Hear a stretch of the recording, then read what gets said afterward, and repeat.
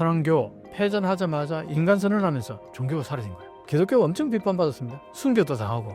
일본말로 후미에라는 얘기, 후미에. 밟고 지나가는 그림이라는 얘기.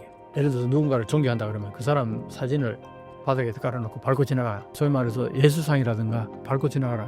목사들한테 할 수 없죠. 그럼 그게 목이 날아가요. 그런데도 안 밟는 우리 목사님들이 계셨단 말이에요. 그 당시에. 그때 종교가 엄청나게 비판을 받았습니다. 기독교가. 한국의 민주화운동 성공과 달리 60년대 말 전공투 운동 실패 이후 일본 민주주의에는 어떤 바람이 불었나요? 60년에 미일 안보조약을 개정하려고 했어요. 요거 간단하게 설명해야 돼요. 미일 안보조약이 굉장히 중요한데 51년도에 샌프란시스코 강화조약을 맺으면서 이제 전쟁이 끝났으니까 이제 서로 화해하는 그게 샌프란시스코 강화조약이에요. 그때 거기에 한국도 못 들어가고 중국도 못 들어가고 대만, 북한 그때 대표성을 어디에 둬야 될지 모르니까 중국이나 소련은 그 당시에 중공하고 북한을 대표로 세우기로 말하고 미국은 한국과 대만을 대표하려고 그러고 그러니까 이게 합의가 안 이루어지니까 여기에 참여를 못하게 된 거예요. 그 샌프란시스코 강화조약 때 어느 정도 합의가 이루어지고 전쟁 배상도 어느 정도 하면서 그거와 별개로 하나 미일 안보조약이 맺었어요. 요시다 시게루 그 당시에 총리가 혼자 사인합니다. 보통은 강요들이 다 사인하는데 왜냐? 이게 너무나 불평등한 조약이 있기 때문에. 그래서 반드시 요걸 가지고 일본에 돌아가게 되면은 엄청난 비난을 받을 거다. 그런데 현재 미일 관계, 국력 차이 여러 가지 상황을 총합해서 보면은 이런 조약이 맺을 수밖에 없다. 이것도 좋은 조약이다. 요시다 시게루 그렇게 인식한 거예요. 그리고 그걸 자신감을 갖고 나한테 전부 돌 던져라. 예전에 박정희 대통령이 나한테 침을 뱉어라. 딱 그 얘기예요. 요시다 시게루도 나한테 돌 던져라. 내가 다 그 감내하겠다. 그런데 나중에 지나가고 보면은 반드시 평가할 거다. 이 사람은 아주 외교관이거든요. 오랫동안 외교 관계를 맺으니까 국제 관계에 지식이 풍부했던 사람이니까 지금 현재 모습은 어쩔 수 없이 그렇게 맺어진 거라. 자, 근데 왜 어쩔 수 없이 그렇게 됐냐니까 요걸 잘 봐야 돼요. 한국 전쟁이 터지면서 일본의 고전에 맺었던 헌법, 평화헌법이라고 그러잖아요. 군대를 둘 수 없다고 얘기했다는 거잖아요. 그렇게 만들어 놓은 헌법인데 한국 전쟁이 딱 터지니까 미국에서 이 헌법을 개정해서 군대를 만들어라 이렇게 한 거예요. 네. 그러니까 일본 입장에서 보면은 헌법이 제정된 게 47년인가 그럴 때 만들어진 지 얼마 되지도 않는데 한국 전쟁이 터지니까 50년이 터지니까 2, 3년도 안 됐잖아요. 이 헌법을 평화헌법이라고 군대를 둘 수 없다고 그렇게 헌법이 제정되기까지의 우여곡절이 굉장히 많았는데 그럼에도 불구하고 그게 맺어졌으니까 얼마나 그 교육을 많이 시켰겠어요. 엄청난 변화잖아요. 군대를 못 든다는 거는. 군국주의까지 달렸던 나라가 군대를 못 두게 된 거는 극적인 변화잖아요. 그 이걸 교육을 안 시켰겠어요? 그때 군정에 있었던 메가드도 그렇고 요시다도 그러고 총칼로 흥했던 날은 총칼로 망한다. 그래서 일본은 두 번 다시 총칼로 뭘 하려고 하지 않겠다. 우리는 절대 앞으로는 그러지 말자. 이 맹세한 게 이 헌법이었다고요. 그걸 교육을 엄청 시켰어요. 초등학교부터 중학교 고등학생들 전부 다 국민들한테도. 그랬는데 몇 년 안 됐는데 한국 전쟁이 딱 터지니까 미국에서 그 헌법 개정해가지고 군대를 만들어라 그러니까 그게 안 되는 거예요. 잘. 메가드도 뻘쭘하죠. 자기가 제군들은 그 제군이라고 그랬어요. 그 내려다보는 거지 거의. 절대 앞으로 총칼로 가지고 다시 뭘 어떻게 하려고 하지 마라. 그렇게 교육을 시켰다고요. 그리고 그렇게 하면서 많은 일본 국민들의 찬사를 받았을 거 아니에요. 왜냐? 군국주의 때문에 피해를 받은 사람들 일본 국민들도 많을 거 아니에요. 강제 동원돼가지고 사실 전쟁터에 나가서 사실은 개죽음이나 마찬가지잖아요. 거기다가 가미가제 특공대 같은 거. 그건 인간이 할 짓이 아니잖아요. 그렇게 해왔던 그게 다 일반 국민들 입장에서 보면 시키니까 어쩔 수 없이 한 거 아니에요. 그 피해라고요. 근데 일반 국민들 입장에서는 이제 그렇게 안 해도 되니까 쌍수 들고 박수 치고 환영한 거예요. 두 번 다시 이제 전쟁터 안 나가도 되겠다. 그게 일본의 평화법이고. 그렇기 때문에 그때 국민들 지지도가 높았기 때문에 지금까지도 한 번도 헌법 개정이 안 되는 거예요. 우익들이 그렇게 개정하려고 헌법 개정하려고 그렇게 발버둥을 치면서 지금 다 개정 안 되는 이유가 그건 뭘 말하냐. 일반 국민들도 옛날 군국주의자들에 대해서 좋게 보지 않는다 이 얘기예요. 자, 그런 상황이었는데 그러다 보니까 어떤 현상이 벌어지냐니까 일본이 군대가 없잖아요. 군대가 없으니까 군대가 있는 나라끼리 동맹관계가 맺어지는 거야. 그래야 한국과 미국은 상호 방위조약이에요. 상호 방위조약. 우리가 공격받으면 미국이 우리를 도와주고 미국이 공격받으면 우리는 도와줘야 되고 이게 가능한 거예요. 근데 일본은 군대가 없잖아. 그러니까 일방적으로 미국이 지켜준다 이렇게밖에 될 수 없잖아. 그 미국이 나는 그게 못해 이렇게 된 거예요. 그러니까 이게 이상해진 거예요. 일본을 점령하기 위해서 들어왔던 미군들이 이제 평화조약이 맺어지면 샘플에서 강화조약이 맺어지면 이제 다 철수해야 될 거 아니야. 그래야 독립국가 되는 거 아니야. 그러면 자기 나라 군대를 만들고 이게 보통 국가인데 근데 뭐 그 당시에 2차 세계대전이 끝나고 나서 미군이 주둔했다가 다 철수하지는 않았어요. 조금은 뭐 철수하긴 했겠지만 어쨌든 일본의 그 군대를 미군을 그대로 주둔하는 대신에 그게 땅을 이제 주는 거 아니에요. 미군 기지를. 그거 주는 대신에 우리를 지켜달라. 이렇게 요시다는 그렇게 협상을 한 거예요. 우리가 군대가 없다고 해서 미국이 못 지켜주겠다 그러는데 동맹관계라는 건 꼭 군대만 가지고 맺어진 게 아니지 않느냐. 군대 말고도 대체될 수 있는 게 있을 거 아니야. 돈을 준다거나 아니면은 뭐 물품을 제공한다거나 그런 의미에서 보면은 일본은 미군에게 기지를 제공해 주지 않느냐. 그러니까 우리는 기지를 제공해 주고 우리는 물건을 가지고 당신들을 도와주는 거고 당신들은 군대를 가지고 우리를 지켜주라. 그럼 이게 쌍무적인 게 되지 않냐. 이렇게 강변을 했어요. 요시다가. 그래서 어쨌든 미국은 그걸 받아들이지는 않았지만 그렇게 해서 어중간하게 조약이 맺어지다 보니까 미국이 일본을 지켜준다는 단어가 없는 거예요. 지켜줄 수도 있다. 이게 동맹국가라고 할 수 있어요? 요 조항을 가지고서 그 다음에 뭐 만약에 일본 국내에서 소요 사태가 벌어지면은 미군이 그걸 통제한다. 그 다음에 미군 기지는 미군이 원할 때 아무데나 언제든지 만들 수 있다. 이런 조항들이 들어간 거예요. 그러니까 한번 보세요. 그걸 가지고 국내에 들어왔더니 난리가 났죠. 이게 무슨 조약이냐. 안 그래요?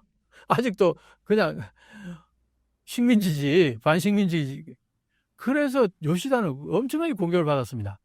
그래서 그게 51년도 맺었던 걸 60년도 기시 노부스케, A급 전범 용의자였던 기시 노부스케가 총리가 돼요. 사면 복권을 미국이 해주고. 그러니까 일본에서는 A급 전범이라고 3년 반을 감옥살이 했던 사람을 풀어주면서 총리까지 시켰어요. 미국이. 그러니까 일본에서는 A급 전범은 이제 없는 거예요. 기시 노부스케가 총리가 되는 순간 왜? 미국이 A급 전범은 사면 복권 해준 거니까. 그러니까 A급 전범은 이제 없는 거예요. 그렇게 된 겁니다. 기시 노부스케가 소원이 뭐냐니까 이 불평등 조약을 평등하게 개정하는 거. 이게 그 사람의 소원이었죠. 그래서 총리가 되자마자 이걸 개정하려고 그랬는데 그 전에 대등하게 개정하려고 시게미츠 마모루라는 외무부 장관이 대등하게 맺으려고 갔다가 미국한테 콧방귀도 안 끼는 대응을 받았다는 거예요. 왜 그러냐 했더니 대등하게 하자 하니까 미국이 하는 얘기가 너희들 헌법 때문에 이 군대가 없잖냐. 군대가 없는데 어떻게 대등하게 되냐. 한마디로 그냥. 그래, 너희가 그러면 그 개정할 수 있냐? 헌법 개정할 수 있느냐? 헌법 개정해서 군대를 만들 수 있느냐? 그게 안 되잖아요.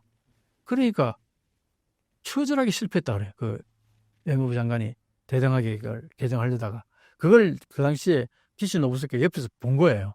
그래서 일본의 현재 현실로 봐서는 대등하게 맺어줄 수 없다. 그렇지만 지금 현재 이 모습은 너무나 심하다. 그래가지고 안보 개정을 해요. 안보 동맹을. 그 개정을 할 때에 난리가 난 거예요. 학생들이. 요시다 시게루는 헌법을 개정하지 않는다는 전제하에 현재 헌법을 철저하게 지킨다는 가정하에 그냥 땅을 주고 우리 지켜달라. 이런 거니까 말려들 염려가 없잖아요. 일방적으로 미국이 지켜주는 거니까. 근데 이게 헌법, 안보 개정이 되면 어떤 현상이 벌어지냐. 이제 동맹관계로 좀 더 가까워 가는 거야. 그러니까 동맹관계로 가까워져 간다는 건 뭐냐. 일반 국민들 입장에서 볼 때는 군사적인 색채가 더 짙어진다. 이렇게 본 거예요. 군사적인 색채가 짙어지게 되면은 또다시 전쟁에 우리가 말려 들어가는 거 아니냐. 끌려 들어가는 거 아니냐. 그런 우려를 한 거죠. 그래서 그때 동명대 학생들이나 대학생들이 막 엄청나게 그 당시에 20-30만 정도가 막 데모를 하고 그랬어요. 그게 안보투쟁이라 그래. 전설적인 안보투쟁이라. 그때 동명대 여학생이 한 사람이 그 건물에서 옥상에서 막 떨어져서 죽고 그 시위하는 과정 속에서 그때 그래봐야 우리는 얼마나 많이 죽었습니까? 옛날에 시위하다가 끌려가서 공문당이 죽기도 하고 제로톤 맞아 죽기도 하고. 근데 그 당시에 안보투쟁이 아무리 그렇게 격렬했다 해도 한 사람 죽었어. 여학생 하나. 근데 어쨌든 그걸로 인해서 기시 노부스케는 뭘 고쳤냐 하니까 지켜준다. 그 명시적인 단어가 들어가고 그 다음에 무슨 소요 사태가 일본 군에서 발생되면은 일본 경찰이 진압을 한다. 그 앞에는 미군이 있잖아요. 이거 없어지고 그 다음에 미군 기지를 만들 때 일본 정부하고 협의를 한다. 앞에는 어땠어요? 미군이 만들고 싶은 장소에 아무 데서나 미군 기지를 만들 수 있다. 이거였거든요. 이게 말이 안 되잖아. 요걸 고친 거예요. 그렇게 보면은 장기적으로 보면은 객관적으로 보게 되면은 기시 노부스케는 일본의 국익을 위해서 어느 정도 레벨업을 시킨 거죠. 이 조약을. 그런 측면에서 긍정적인 부분이 많은데 그 당시에 그렇게 반대하고 막 엄청나게 투쟁했던 이유는 기시 노부스케라는 인물 때문에 그런 거죠. 이 사람이 엄용하고 A급 전범에다가 군국주의의 그 핵심적인 인물이었거든요. 그러니까 거기에 대해서 요괴라는 별명이 있어요. 요괴. 쇼와의 요괴라 그러나 이 사람이 머리가 아주 비상했다 그럽니다. 동명대에서도 뭐 거의 톱 클래스에 항상 성적이 좋았고. 그러니까 이 사람에 대한 그 이미지가 굉장히 안 좋았던 거죠. 이 군국주의 냄새가 너무나 강했던 거예요, 이 사람이. 그 야베 외조부잖아요. 그 아베 총리가 그렇게 우익적이었던 이유는 이 할아버지를 가장 존경했대. 이 할아버지는 A급 전범이 용의자예요. 3년 반 동안 감옥에 살았던 사람이에요. 요 과정 때문에 일본에서는 60년대 안보투쟁이 있었잖아요. 자, 그러면은 그 뒤로 계속 뭔가 시위 같은 게 있었느냐? 요걸 계기로 그 다음에 데모가 워낙 강하니까 안보조약을 통과시키는 걸 전제 조건으로 하면서 물러나게 됐어요. 총리 자리에서. 그리고 총리 자리에서 물러나고 나서 자민당에서 총리 자리를 이어간 사람이 누구냐니까 관료 출신 요시다 시게루가 키워온 요시다 시게루의 키즈들이라고 보면 돼요. 우리를 보면. 이 사람들이 관료 출신들이에요. 관료 출신자들은 매파는 아니죠. 비둘기파죠. 그래서 그때 총리가 뭔 얘기를 했냐면 정치 문제, 안보, 헌법 문제 일절 언급 안 하겠다. 앞으로는 경제 문제만 얘기하겠다. 그러면서 그 총리가 딱 들어서고 나서는 저자세라는 게 저희 말해서 지배계층이 피지배계층 일반 국민들에게 지금까지 기시다라든가 다 뻣뻣했단 말이에요. 옛날에 그 인식 그대로 가지고 있는 거죠. 자기들은 지배계층으로 보는 거죠. 그러니까 마구미를 붙이는 거잖아요. 근데 이제 그 다음 총리부터는 이케다 총리예요. 이케다 총리 같은 경우는 경제 관료 쪽으로 있다가 이제 정치 쪽으로 들어와서 그 총리까지 한 사람인데 이 사람이 이제 요시다 시게루가 키워온 사람이란 말이에요. 이 사람이 한마디로 말해서 모든 언사에 경제 얘기밖에 안 했어요. 정치적인 얘기나 뭐 헌법이나 군사적인 이런 얘기는 아예. 그러면서 뭐 꽤 오랫동안 총리직을 하면서 소득 배정 운동을 했어요. 그러니까 한마디로 소득을 올려주겠다. 그 일반 국민들 입장에서 볼 때는 웰컴이잖아요. 그 듣기 싫은 뭐 안보 조약이니 무슨 그다음 정치적인 얘기 이런 것보다는 내 소득을 2배로 올려주겠다 그러니까 열렬하게 지지한 거죠. 그 뒤로 이어지는 총리들이 이걸 전통을 이어가던 거예요. 그러면서 아니 경제 얘기하는데 뭐 반대 시위가 생길 거 뭐가 있겠어요. 법 개정하는 것도 아니고 뭐 헌법과 관련된 얘기하는 것도 아니고 헌법 희어자도 안 꺼냈어. 그 뒤로 쭉. 헌법 개정은 그때부터 한참 동안은 터부시 됐어요. 헌법 개정이라는 단어 자체가. 그러니까 일본은 그 뒤로는 소득 배정하면서 어떻게 됐어요? 경제 대국으로 가는 거 아닙니까? 그러니까 제2의 경제적으로 올라가니까 일반 국민들 입장에서는 불만이 있을 게 없잖아요. 자, 근데 이제 일본하고 한국을 바라볼 때 전후에 극명하게 대비되는 게 하나 있어요. 일본은 군국주의의 그 폐해 때문에 평안법이라는 게 있었죠. 그 다음에 국가법이 없었어요. 국가가 새롭게 국가법이 만들어져 가지고 의무적으로 국기를 개항해야 되고 어떤 행사에서는 국가를 불러야 된다. 이게 국가법이 있어야 되잖아요. 그게 언제 생겼냐? 2003년도에 생겼어요. 45년도부터 2003년도까지 일본에는 공식적으로 국기와 국가가 없었던 거예요. 물론 우익적인 마인드를 가진 사람들은 그런 학교 교장이라든가 이런 사람들은 행사 때 국기를 달려고 그래요. 그러면은 그 반대하는 사람들 있잖아. 왜? 그게 신혼마루라든가 기미가요가 다 군국주의 때 그걸 다 사용했잖아요. 그 군국주의적인 냄새가 난다고. 그 우리나라에서 아직도 일장기 들고 저기 배가 우리나라 못 들어오게 하는 게 진보 세력에서 그 이야기하는 이유가 다 거기에 있는 거예요. 그래서 어쨌든 일본은 국기와 국가가 없지요. 자, 종교는 어떠냐? 종교는 그 당시 일왕이 패전하자마자 뭘 했습니까? 인간선언을 해버렸어요. 그때까지는 신이었잖아요.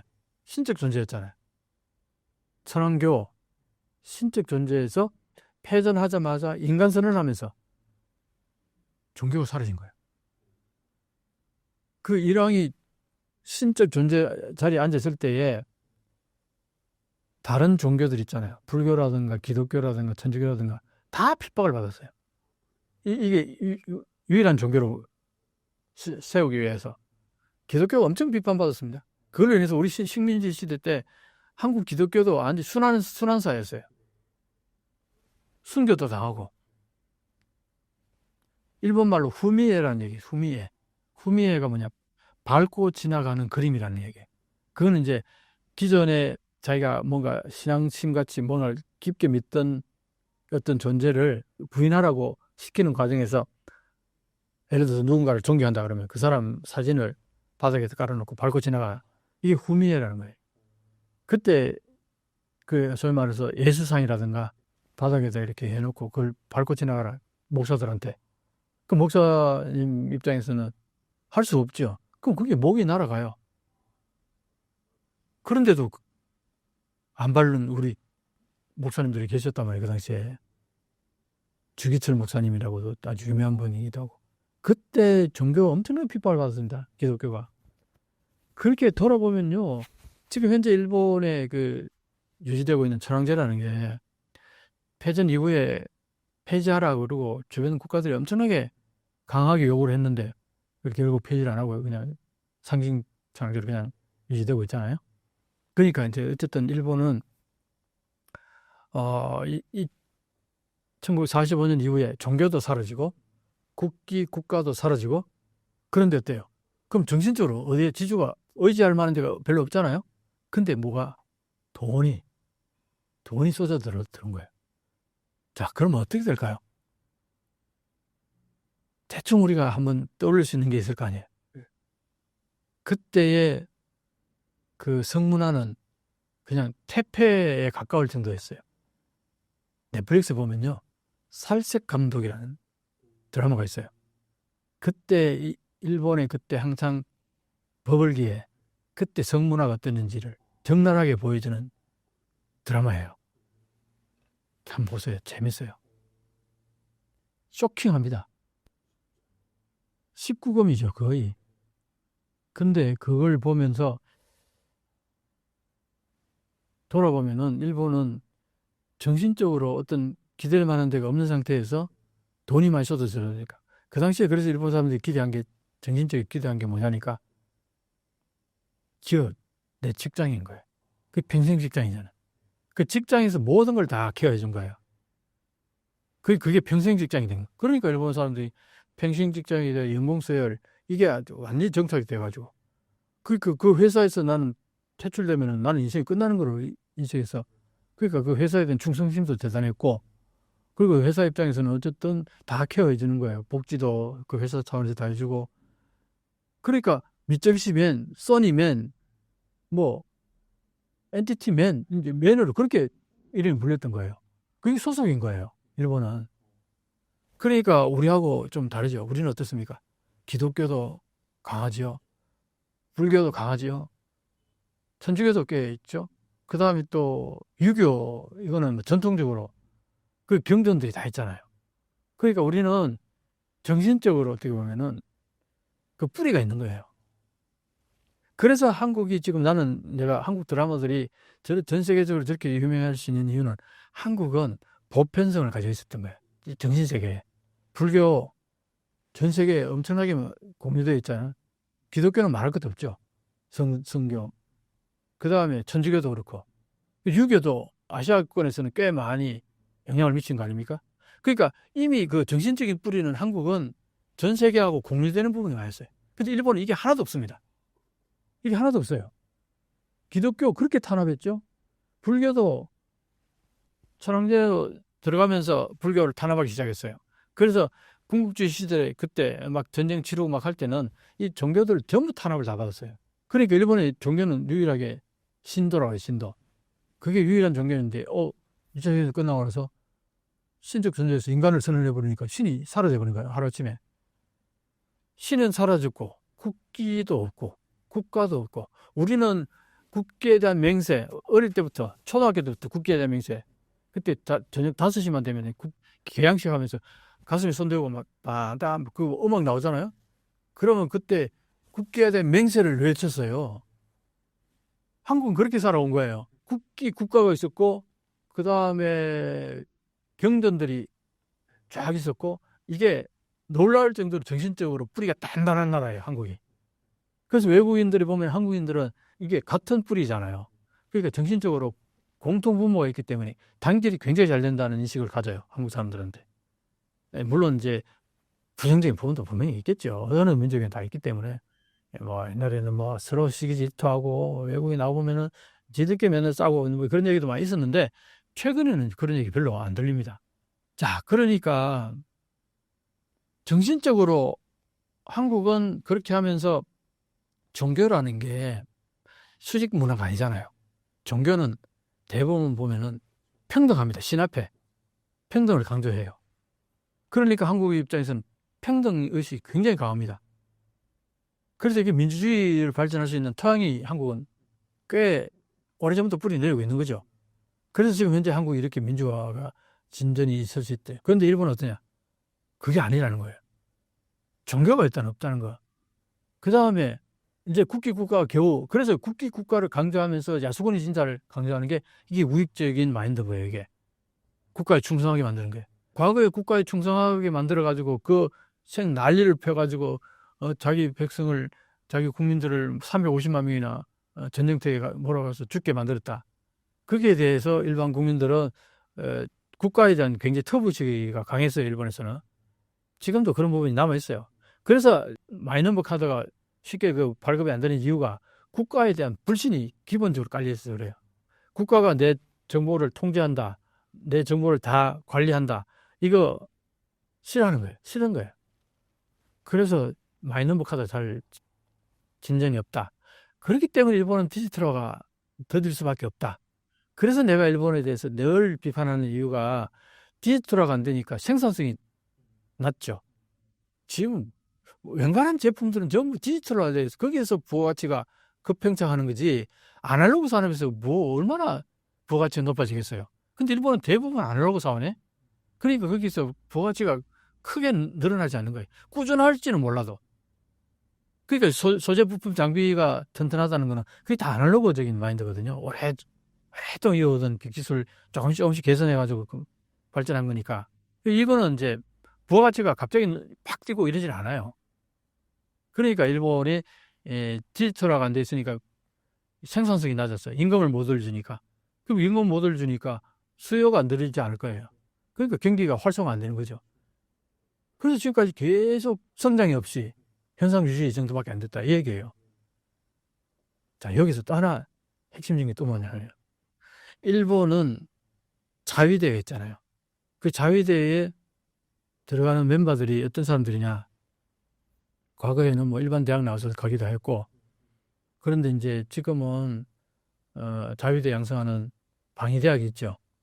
근데 방위대학이 과거에는 자위대 복장을 입고 나오면 돌팔매질 맞았어요. 이놈들 세금 도둑이라고.